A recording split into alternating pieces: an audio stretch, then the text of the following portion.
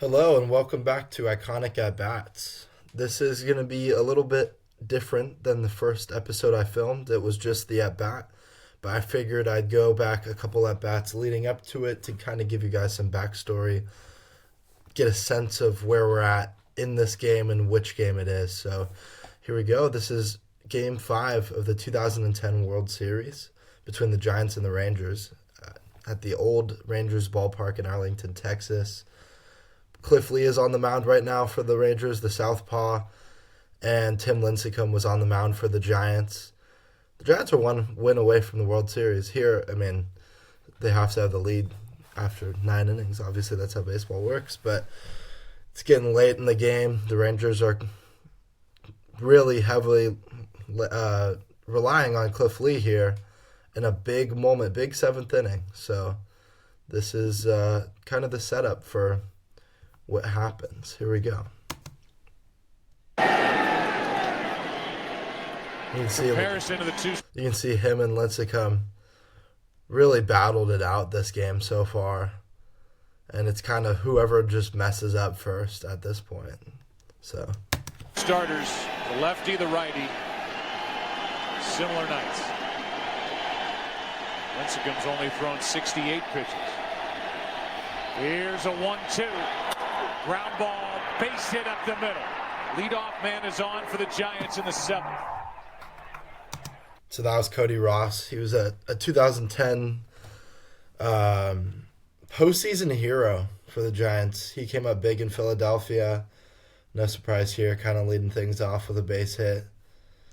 Our AT&T trivia question: was named the last American League team to come back from a 3-1 World Series deficit and win the last 2 games on the road. Tim, the answer: the 1968 Detroit Tigers.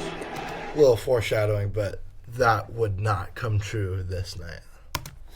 Behind Mickey Lolich, won Game 5 at Tiger Stadium over the Cardinals, and then won Game 6 and 7 at Busch Stadium behind Denny McLain and Lolich again. If you're thinking bunt, Uribe had none all year. Bruce Bochy was. Uribe was kind of a free swinger. He definitely liked to let it rip. He was a good defender too, but he was kind of like the Pablo Sandoval before the Giants had Pablo Sandoval. Even though Pablo Sandoval was on this team, but he hadn't really broken out yet. But Juan definitely took some hacks back in his day, and you'll see in this at bat he takes some hacks. Wasn't thinking bunt. That's a different situation with Uribe up there compared to Elvis Andrus. And Andrus had only 18 extra base hits all year, so he was in a bunting situation. Obviously, Uribe wasn't.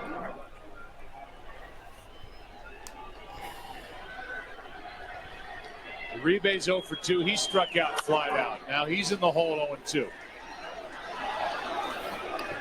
That's a good spot. Getting up and in on him, kind of tying him up. You don't want to let him get extended because he's got some pop in his bat. So you can see Lee really just sticking to the game plan here, feeding him high and tight.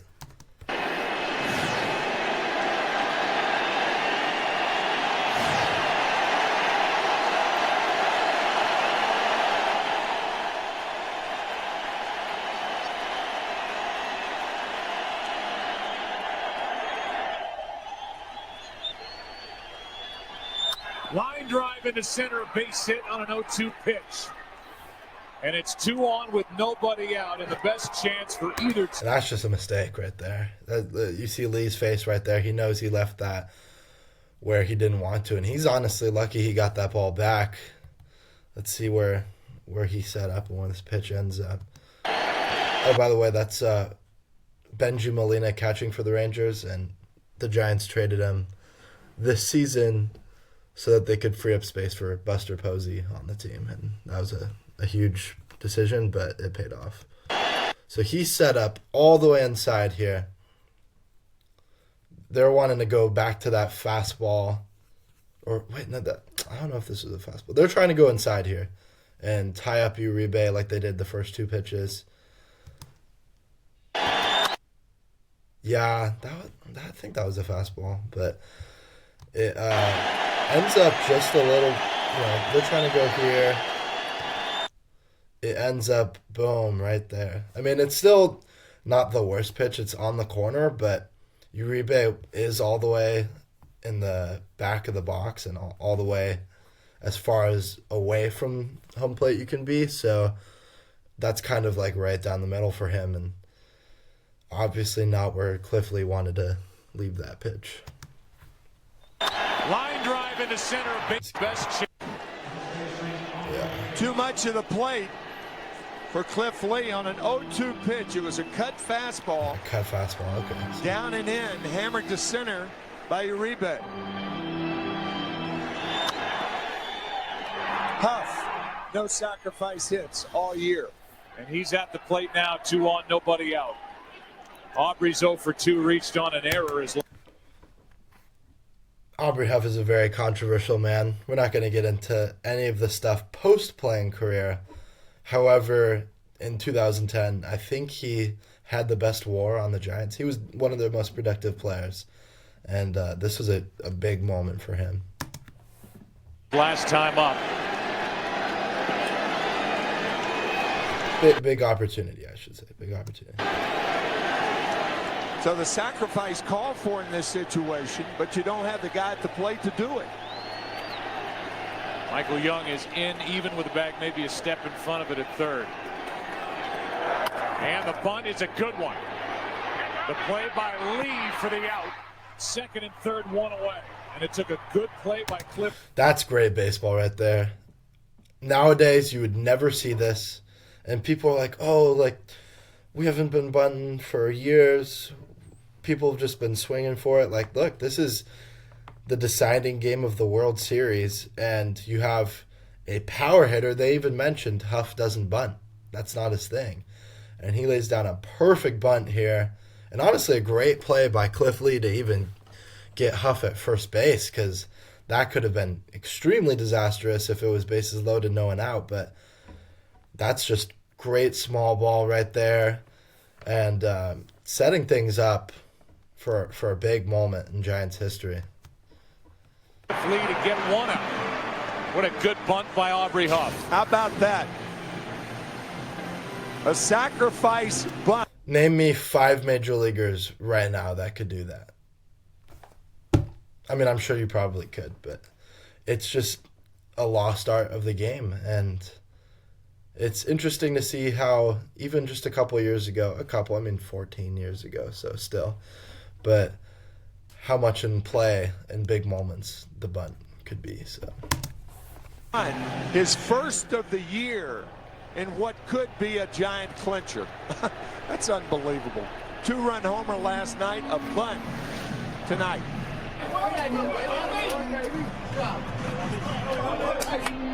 It sets up second and third for Pat Burrell, who has to put the ball in play. That's been a problem for Pat. Not only this year, but the first of Aubrey Huff's career. The World Series to present this opportunity to Pat Burrell, who's back in the lineup, sat out last night, and has struck out 9 times in 11 at-bats.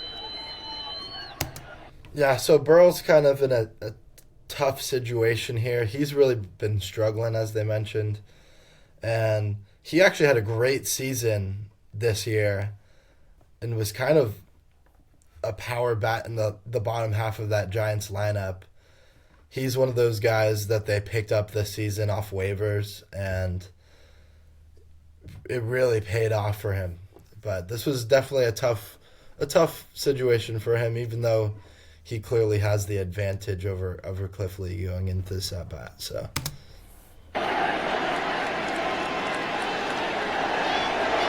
The Texas infield comes in.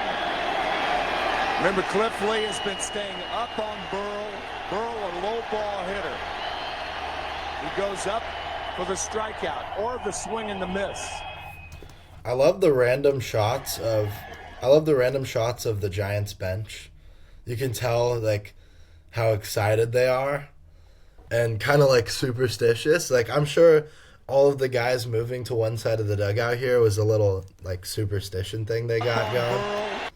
Look at that. whole squad. A low ball hitter. He goes up for the strikeout or the swing and the miss. And now time called as Burrell gets out. It's back to time with Philadelphia, 1 for 25. Swinging the bat during the World Series. First pitch, line drive is foul down the left. He comes out swinging. That's an aggressive approach, jumping on the fastball. That's honestly what you want to see right there. Just couldn't keep it fair, but that's a good swing. Field line, strike one.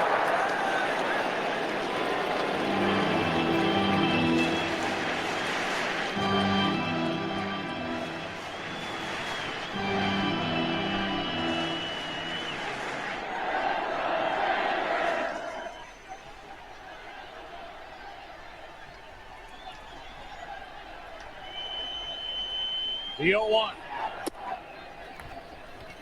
1 ball, 1 strike. Kind of a wasted pitch there. Definitely missed a spot. Didn't break at all. You can tell Lee's getting tired. You got first base open. Not a thought of pitching around him. Not with the way Burrell is struggling. No. They're going to try for the strikeout up in the strike zone. That would be my guess.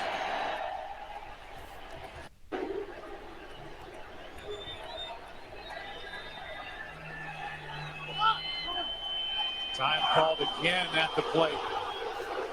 Second time that's happened in the last 2 at-bats for Burrell. Mind games right there. Messing with the pitcher's rhythm. Burrell's a veteran, so he knows what he's doing. And he knows he's not on fire at the plate right now. So he's trying to gain any little sort of advantage he can. And you could tell Cliff Lee and the Rangers didn't like that one. And their fans, too.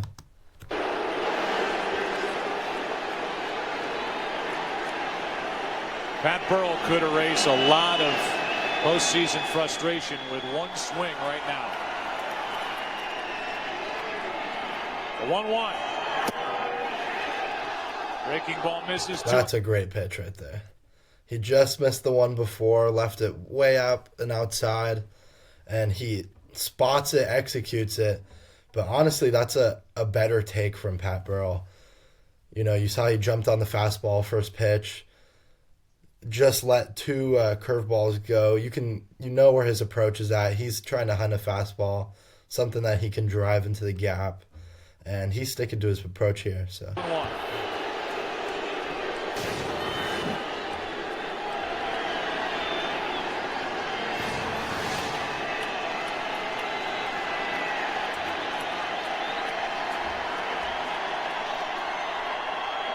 Molina wants to go talk.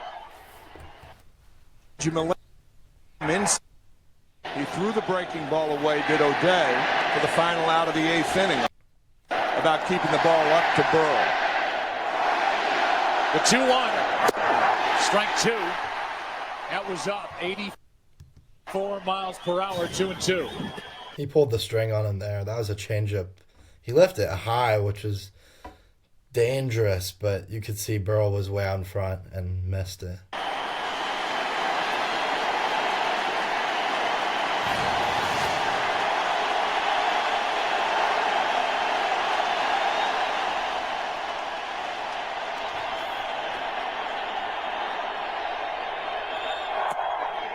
Ball 3. Another great take.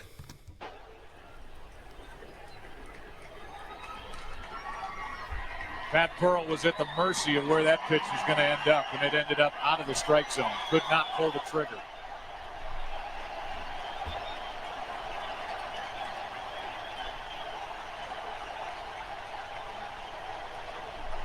The 3-2. Pretty good rip.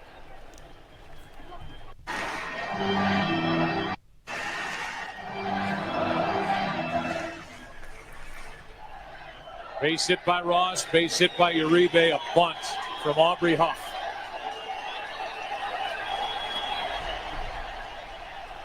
With 1 out, 2 out, and a huge strikeout for Cliff. And that's just perfectly executed pitch. did exactly what it wanted to do, right on the outside corner. Burrell swung and missed, and there you go. There's a cold hitter coming into a big moment, and it's unfortunate. It could have been any one of these guys to have the big moment, and it would have been nice for Pat Burrell, but that's just not how history played out that night. So. Pat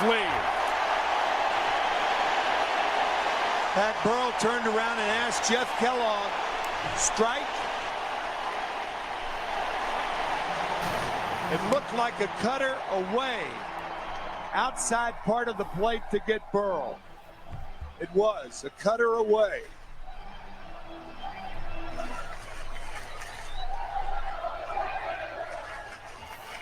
Two more strikeouts for Burrell tonight. Bruce Bochy stuck with him. In fact, he used the bunt with Aubrey Huff to set up the opportunity for Burrell, who could not come through.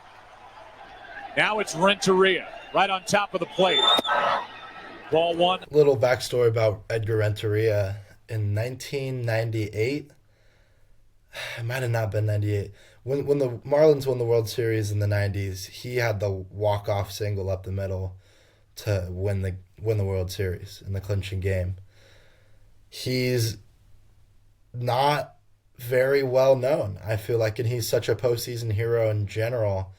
Like, I'm sure baseball fans know Edgar Renteria, but the casual sports fan, I wouldn't, I don't even think the casual sports fan would really know, like a David Freese. And Edgar Renteria is kind of a David Freese, just huge postseason moments, good consistent career, not really a superstar, kind of gets lost in the shuffle a little bit, but as big as that walk-off single was, you'll see, this is just as big and a huge moment for him. So up. Renteria's bounced into a double play, popped up. Burrell has struck out 10 times in 12 at-bats in this World Series.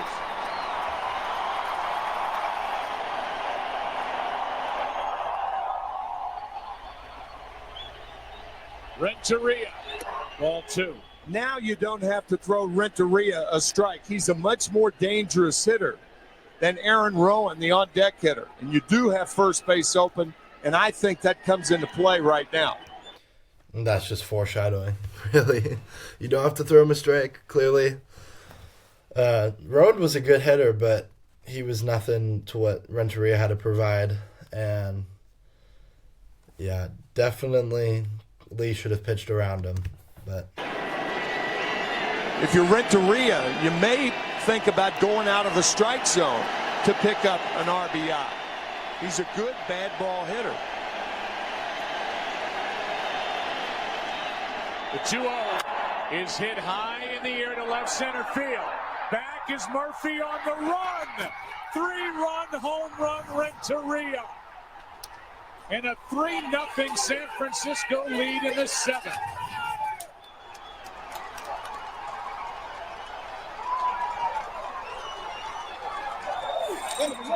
He won a World Series with a base hit in 1997. And that swing of the bat might bring a championship to San Francisco. And there you go. I mean, boom, perfect swing. Honestly, not on the worst pitch. Renteria crushed that ball, and it didn't even look like it was going to get out. I mean, I don't really remember watching it live because that was 14 years ago. I'd have been 6 years old, but yeah, this is a huge moment in Giants history, and Renteria didn't miss his pitch.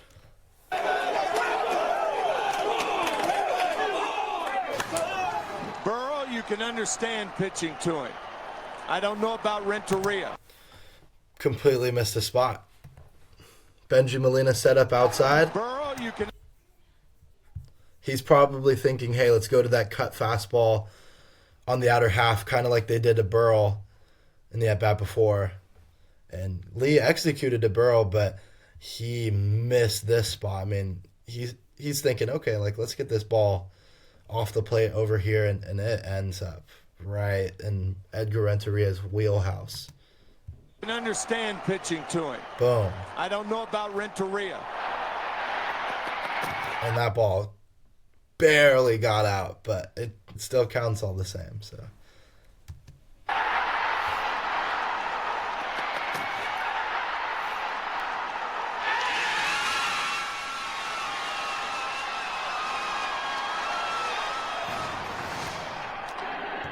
Yeah, and so that's it. That was the huge 3-run home run. The Giants would go on to shut it down in the 9th inning and win their first World Series in 54 years this day, and that was a huge moment. So Edgar Renteria, postseason hero.